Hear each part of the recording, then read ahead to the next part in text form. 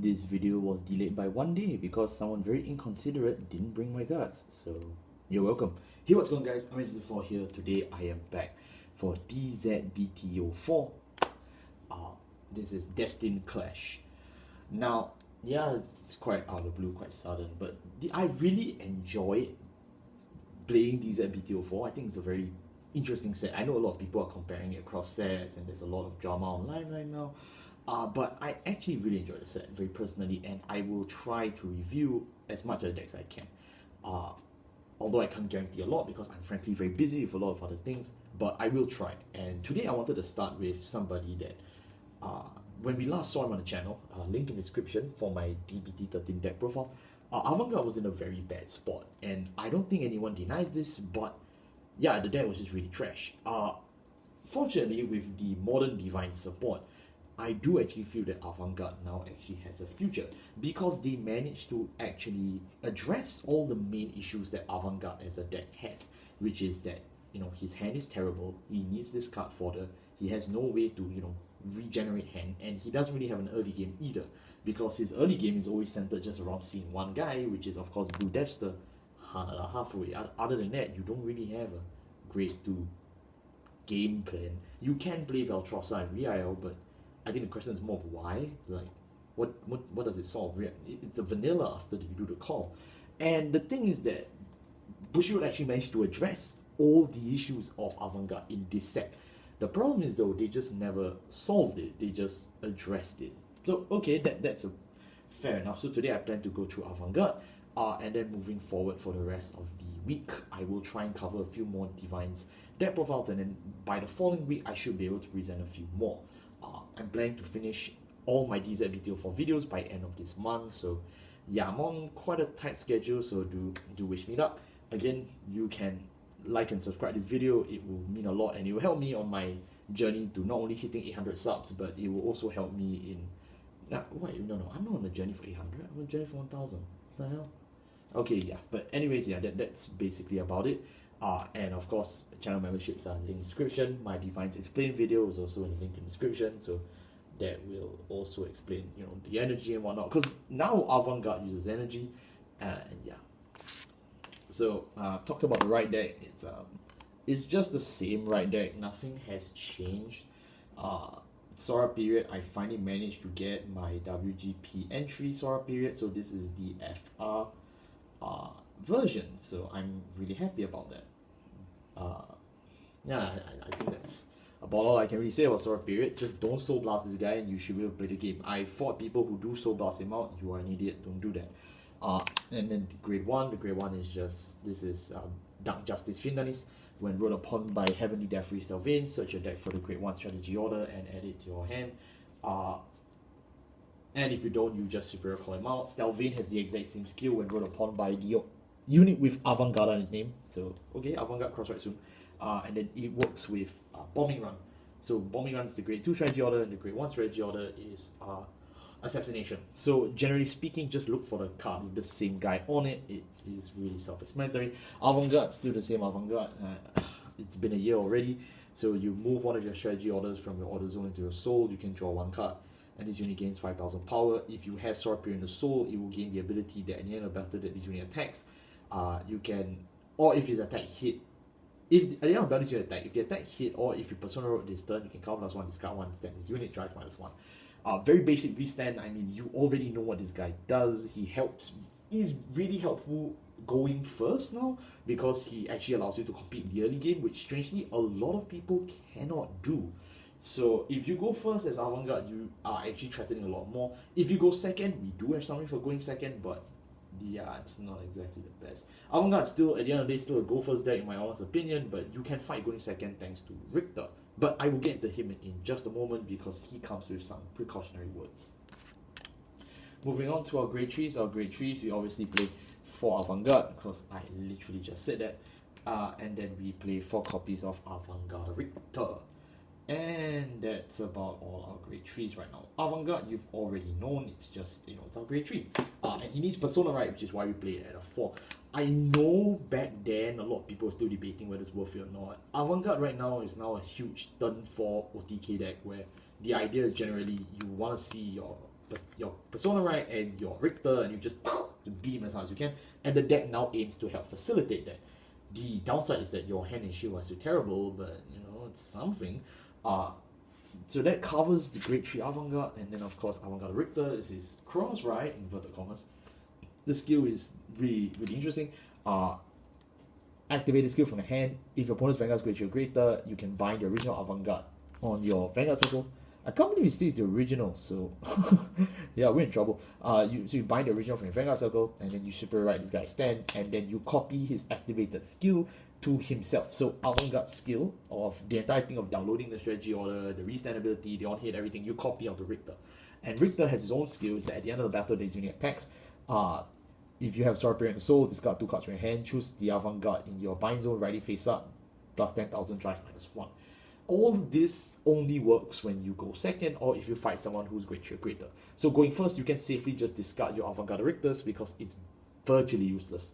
But the idea is that you always want to see 1 Richter and 1 Avantgarde, and that really helps you play the game. You get about 5 attacks, yeah, and at very high power on turn 4. That's if you hit Persona right and all, and that's really the peak of this deck. It's really one of the most effective multi-attacking decks out there, but it's too slow, and your hands are just way too fragile, man. Your hands are just terrible.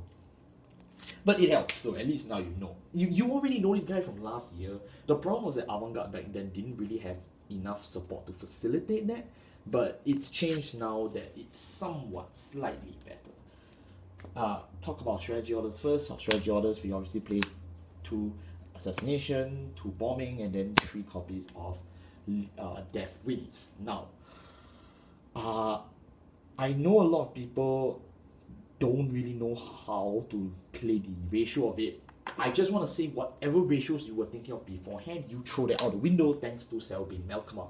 Selbin Melkema is a card I'll go through in the Grade 2 segment, and she is strictly based on orders, strategy orders that have come out to the field, which means that you can't actually be playing a small amount of orders because you can't cycle through them as much.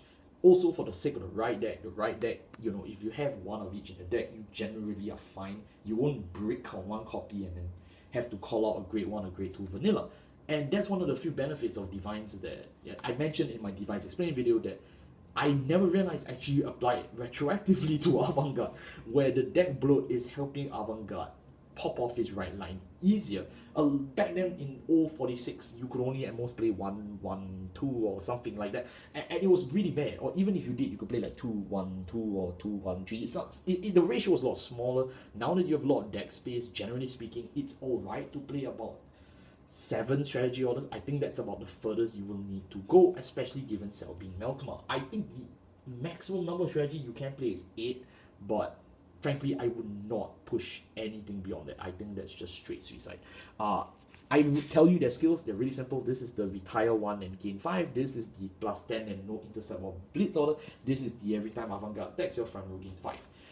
It's the same nonsense, you already know this, so yeah, that's all I'm going to say. I want to try and move through this video quicker because this is for those that want to update themselves on modern Avantgarde. If you want more in-depth Avantgarde, I will put the link in the description for my previous one so you don't feel left out. Moving on to our Grade 2s. Our Grade 2s, we obviously play 1 copy of Stelvane. Stelvane is from the right deck. You already know him. If you forgot him, please just go backwards into the video. The rest of the Grade 2s are very simple, and in fact, I really love them. 4 copies of a brand new girl, Blue Deathster, Selbin Melkema, and then 4 copies of Allah the Argento. Allah the Argento is still the hard carry of this deck, as long as your Vanguard with Avantgarde battles, it gains 5,000 power. And then, you know, when placed a Vanguard circle, if you've used a strategy order this turn, Soul +1, search your deck for a strategy order that was not put into your Soul this turn, with a different grade, and then you can just add it to your hand. You can search the drop zone as well for Allah's skill. Soul Blast is a bit tight because, you know, we kind of have a guy who cannot die, but other than that, you do get enough soul that you can actually cycle through, and it's generally recommended that you do look for Allah the Argento on your turn 3s onwards because she's very impactful. She's basically Emmeline, but a lot worse. And then Bushiroad heard me say that and said, alright, we'll give you a second one.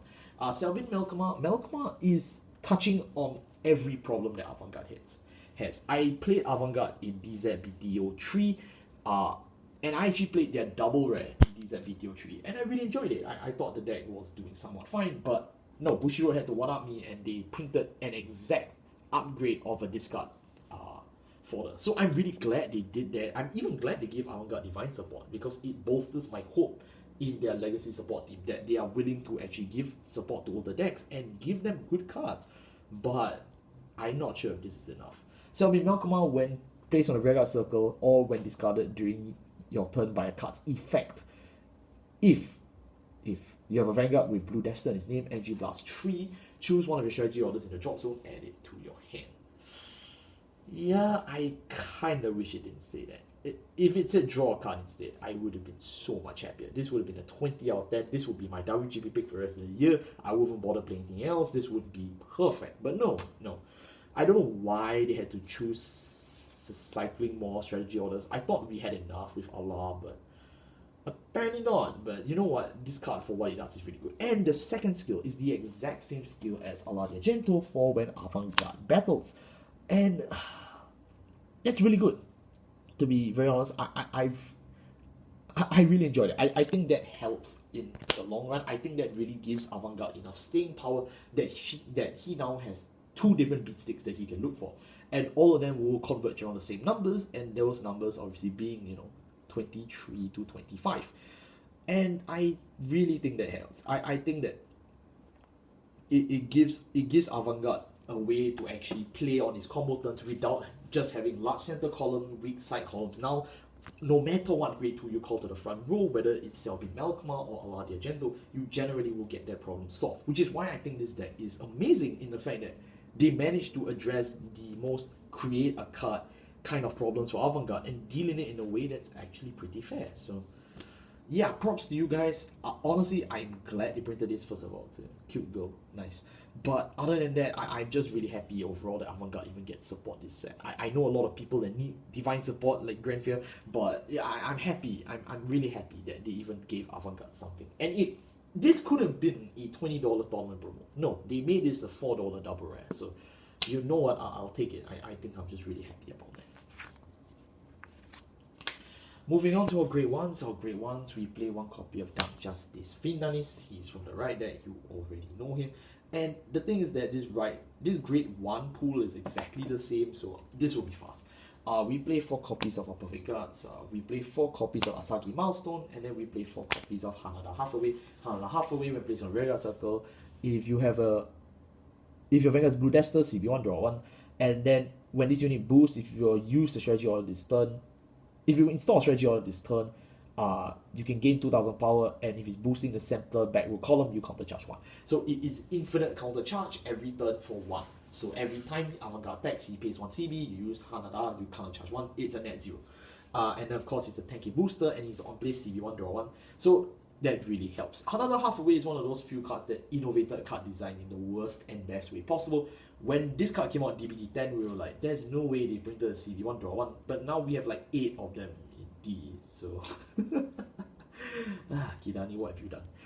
And then of course Asagi Milestone, as long as your Vanguard is a grade 3 greater Avantgarde, she gains 5,000. Sorry, if you use the strategy on this turn, she gains 5,000 power. Then when placed on the Vanguard circle, if your Vanguard's Blue Deathster, CB1, choose Avantgarde from your drop zone and add it to your hand. Yeah, this helps you bounce back your Avantgardes, which is nice. Although I really wish you could actually just search for them instead. This kind of means you have to draw them and then discard them. But it does help you loop Avantgarde, so it does help. And this works for Avantgarde or Avantgarde Richter. So I'm really not complaining. I'm just really confused as to what the hell was the point of this. But it's fine. She's 13k booster. She's a cute girl and she helps around. I'm more than happy. More than happy. And then of course we have 4 perfect guards because this is Vanguard. And you know this guy. Our grade 0s, we just play 1 copy of Sora Period. And that's for the right deck. We obviously play 3 draws, 8 crits because it's a restanding deck, and then 4 heals. And of course Mr. Elder Breath, because this is Brandt Gate, you have to kill people as fast as possible. So always play the Brandt Gate over trigger. Alright, and that is going to wrap up my Avantgarde deck profile for DivineZ. If you're wondering why I'm rushing through this video, I'm actually recording this on the date of the stream for Night Rose, so I am rushing virtually so I can run back to my computer and unzip my pants. But the other thing really is that this deck has gotten simplified in the best way possible. Honestly, as much as I've always wanted to like Avantgarde, I think by the time I reached set 13, I was frankly quite done. I was finished with the deck. I was like, you know what, I never want to see this sack of shit ever again. And I dismantled the deck. I built Astrum, I built, Rotovisor, I built everything else except him. But Kinani told me, you know, Ames, if you want to have your wife back, you have to face everyone you don't like. You have to face your darkest fears. And I was like, fine, I'll do Avantgarde one more time. And yeah, I think in a way that kind of segues into something interesting. I did get some interesting feedback regarding one of my videos. Apparently it had caused someone to be upset and all. And the person actually reached out indirectly and I was able to receive the feedback. I just want to say thank you. It's not easy. It's not easy to be able to reach out and ask this kind of thing. If there's something in my videos you don't understand, or if my video seems to be insulting you, or whatever it is, just let me know. Generally, as long as I don't explicitly call you out by name, or this video is not a hate video towards X person, yeah, it's usually just not meant to offend people at all. If anything, I'm just doing this for entertainment, and I really don't mean any ill will to anybody, unless I explicitly state as ill will.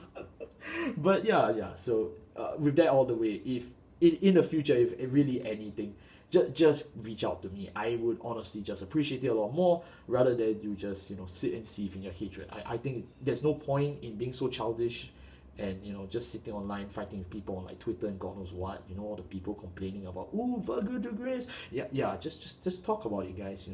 It's doable. Speaking of Vanguard DivineZ, I'm not looking forward to going to the card shop tomorrow. I am not. Man, I just don't want to fight this deck anymore. You know what? Maybe I should finally go back to V. Thank you all so much for watching. I'll see you all next time. Take care.